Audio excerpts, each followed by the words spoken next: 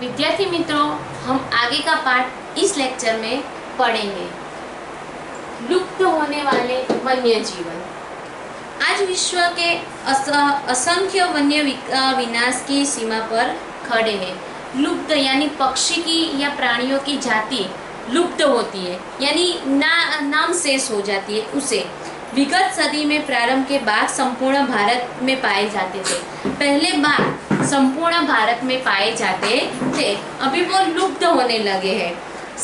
समय गुजरात में ईडर, अंबाजी, पंचमहाल, डांग के जंगलों में बाघ मिलते थे।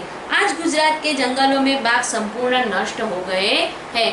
आज के जमाने में गुजरात में बाघ संपूर्ण नष्ट हो गए हैं। भारतीय जंगलों से चीता नष्ट हो गया है। पहले भारतीय जंगलों में सहन रूप से मिलने वाले अनेक पक्षियों की जातियां सौभाग्यहीन दिखती थी, यानी पहले जंगलों में सब प्राणियों दिखते थे। इसमें गिद्ध, गुलाबी गर्दन वाली बतख, सारस, उल्लू आदि भविष्य में लुप्त होने की तैयारियां में है। गिद्ध है, गुलाबी गर्दन वाली बतख है, सारस है, उल्लू अब लुप्त होने की तैयारी में है। पूर्वोत्तर के अरुणाचल प्रदेश में एक समय व्यापक सप्रमाण में दिखने वाले बड़े चिलोत्रा आज सरलता से नहीं मिलते हैं। पहले के जमाने में जब ये चिलोत्रा दिखाई देता था, अब वो देखने ही मिलते नहीं है। नदियों के मीठे पानी में पाए जाते घड़ियाल यानी मगर की एक जाति है, और गांगे डॉल्फिन के अस्तित्व पर आज बड़ा संकट है। देखो, मीठे पानी में ये सब पाए जाते थे, यानी मगर की घड़ियाल एक मगर की जाति है, और गेंगे डॉल्फिन आज बहुत संकट में पड़ गए हैं। ओडिशा, गुजरात आदि राज्यों में समुद्र किनारे अंडा देने आते समुद्र कछुआ की संख्या लगातार कमी होने लगी है। समुद्र किनारे अंडे देने आने वाले कछुए अब उसकी संख्या कम होने लगी है, क्योंकि वातावरण प्रदूषित, पानी का प्रदूषण के कारण ये सब लुप्त होते हैं। एक समय गुजरात की नर्मदा, तापी, मही एवं साबरमती सहित नदियों में मिलने वाले जल बिल्ली इस क्षेत्र में लुप्त होने के कागर पर है। इस स्थिति के बारे में गंभीरता से विचार करने का समय आ गया है कि अब उसके ऊपर हमें गंभीरता से विचार करना पड़ेगा, वरना वो सब वस्तु लुप्त, सब प्राणी या लुप्त होने लगेंगे। उसके बारे में हम पढ़ेंगे। वन्य जीवनों के विनाश के कारण, वन्य जीवन किसके कारण विनाश होता है उसके बारे में हम पढ़ेंगे। जंगल के क्षेत्रों में घास भूमि एवं जल प्राप्ति क्षेत्रों में होने वाले मनुष्य की दखल अंदाजी से वन्य जीवनों की प्राकृतिक विरासत को जोखिम में पड़ता है। जब जंगलों में मनुष्य की दखलगिरी होती है, उसके दखलगिरी के कारण ये जंगल क्षेत्र विनाश होते हैं। जंगल का विनाश प्राकृतिक असंतुलन के लिए सबसे बड़ा कारण है। इसका अंतिम प्रभाव वन्य जीवनों की संख्या घटाता है। तो उसका प्रभाव क्या? मनुष्य जंगलों को काटता है, तो जंगलों के काटने के कारण वन्य जीवन की संख्या घटती है। बाल, खाले, हड्डियां, सींग या नाखून प्राप्त करने के लिए होने वाले शिकार कारणभूत है। देखो, बाल, प्राणियों के बाल, उसकी खाल, उसकी हड्डियां, उसके सींग, उसके नाखून के कारण वो वन्य जीवन का शिकार करती है। इसके कारण उसका जीवन जोखिम में पड़ता है। मनुष्य के लोभ लालच से होने वाले जंगलों का अति दोहन, सड़कों, उद्देश्य योजनाओं का निर्माण, खनिज खनन, नई बस्तियों का, शहरों का विस्तरण वन्य जीवनों को निर्वाहित करता है। मनुष्य को एक प्रकार का लोभ है। लोभ होने के कारण वो जंगलों का नाश करते हैं। जंगलों का नाश होने के कारण जंगल में रहने वाले प्राणियों भी संकट में पड़ते हैं। तो जंगलों का नाश करके वो या तो मकाने बनाते हैं, या तो खनिज प्राप्ति के लिए करते हैं, या तो उसमें सड़क बनाते हैं। वो इसके लिए उसका वन्य जीवनों का निर्वाह संकट में पड़ता है। घास चारा, ईंधन या पशु चराई के लिए जंगलों पर दबाव बढ़ रहा है। जंगलों की आग अनेक प्रजातियों को खा जाती है। देखो, उसके जंगलों पे दबाव पड़ने के कारण उसमें आग लगती है, आग लगने के कारण जब बच्चों का पालन पोषण प्राणियों बच्चों का पालन पोषण का समय हो, इंडा सेव का समय हो, सेने का समय हो, तब आग लगने के कारण उसमें नकारात्मक प्रभाव पड़ता है। स्वयं के प्राकृतिक निवास नष्ट होने से बेघर बने वन्य क्षेत्र से बाहर आने वाले प्राणियों मनुष्य के साथ की लड़ाई में कई बार जीवन खो देते हैं। देखो, उसका निवास स्थान नष्ट हो जाता है। ये आग लगने से उसका जो रहते हैं वो नष्ट हो जाते हैं के कारण वो लोग शहर की मनुष्य की ओर बढ़ते हैं। मनुष्य की ओर बढ़ने से उसका मनुष्य के साथ उनको लड़ाई लड़नी पड़ती है, तो उसका जीवन भी जोखिम में आ जाता है। प्राणीज औषधियों का सुगंधित द्रव्यों की प्राप्ति के लिए जाने वाले शिकार ने उन प्राणी जातियों को विलुप्ति के किनारे पर ला दिया है। प्राणीजन औषधियाँ होती है, उसको भी प्राणीजन औषधियों के कारण वो प्राणियों का शिकार करने के कारण उनकी प्रजाति क्या हो जाती है, लुप्त हो जाती है। उसके बाद हम पढ़ेंगे वन्य जीवन संरक्षण के उपाय। उसका संरक्षण हमें कैसे करना चाहिए उसके बारे में हम पढ़ेंगे। जंगलों के बारे में हमें अपनी मानसिक एवं दृष्टिकोण बदलने की आवश्यकता है।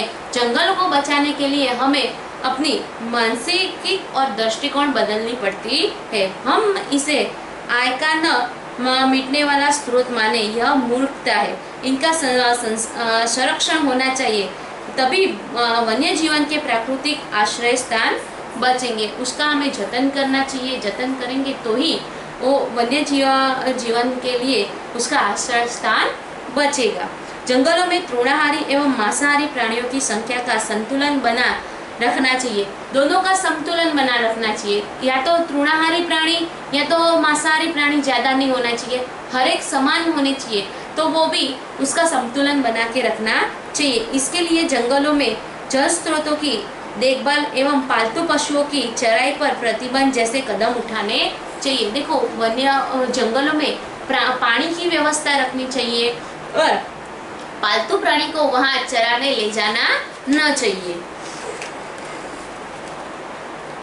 शिकार रोकने के बड़े कानून एवं उनका सख्ती से अमलीकरण करना चाहिए। जंगलों में होने वाले गैर कानूनी खनन कार्य प्रतिबंध तोड़ने पर कड़ी सजा एवं दंड की व्यवस्था करनी चाहिए। देखो, शिकार पर प्रतिबंध रखना चाहिए।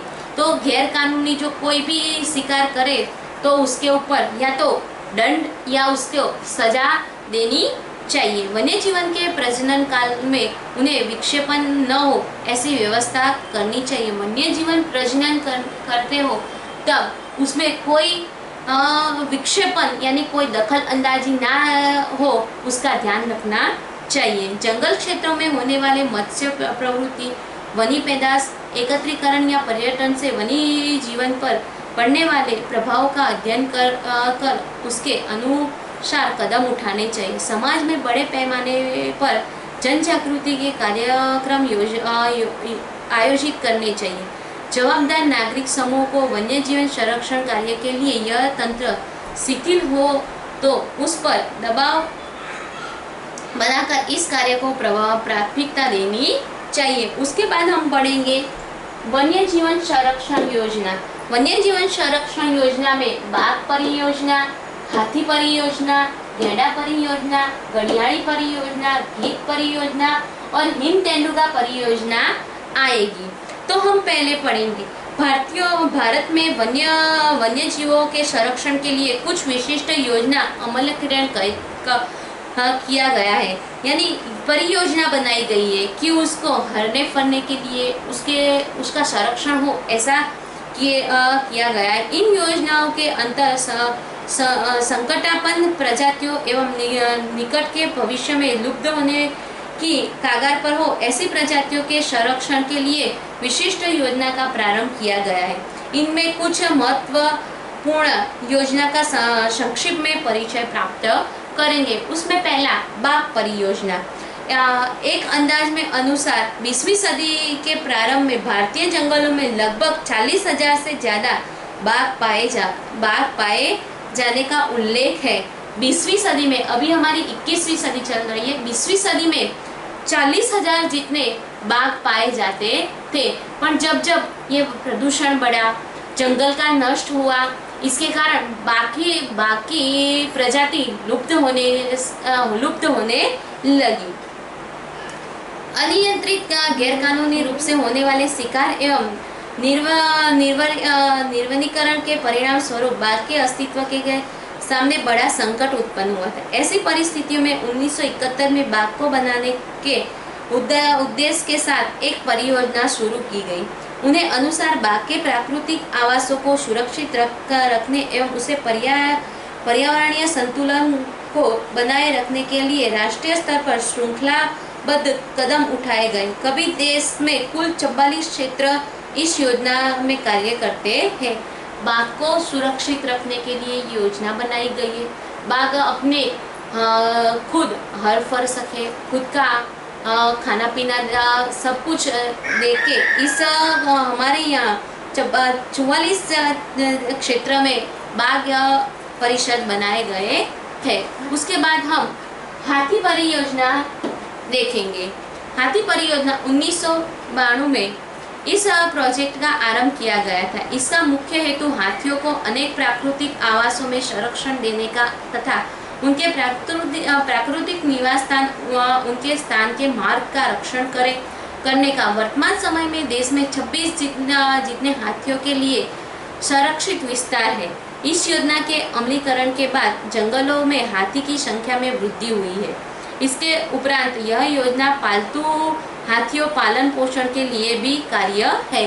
देखो, इस योजना से 26 हाथियों के संरक्षण उसमें अमलीकरण हुआ, हाथी की वृद्धि होने लगी है।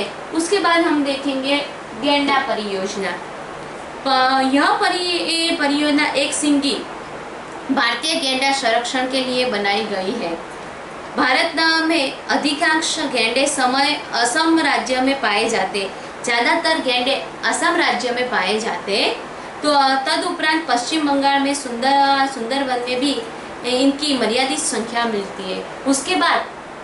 उसके बाद सुंदरवन में भी उसकी मर्यादित संख्या पाई जाती है। भारत राइनोविज्म 2020 की व्यू रचना के अनुसार भारत में गैंडे की संख्या 3000 तक पहुंचने का लक्ष्य रखा गया है। 2020 में गैंडे की संख्या 3000 हो, ऐसा लक्ष्य रखा गया है। उसके बाद हम देखेंगे घड़ियाल परियोजना। घड़ियाल एक मगर की जाति है। वो मीठे पानी में पाए जाते हैं। मीठे पानी में पाई जाने वाली मगरों की यह प्रजाति 1970 में दशक में लुप्त होने की कगार पर थी। तब भारत सरकार द्वारा समय रहते उठाए गए कदम स्वरूप पर परियोजना चालू की है। देखो कि ये मीठे पानी के मगर थे, तो वो लुप्त होने की कक्षा में आ गए थे। तो सरकार ने उसका समयसर उसका निर्णय ले लिया। उसके बाद गीत परियोजना। गीत प्राकृतिक का सफाई कामदार कहलाता है। प्राकृतिक का यह मृत पशुओं का मांस खाता है।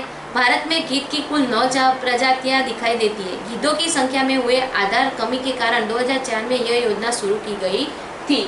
उसके बाद हिम तेंदुआ।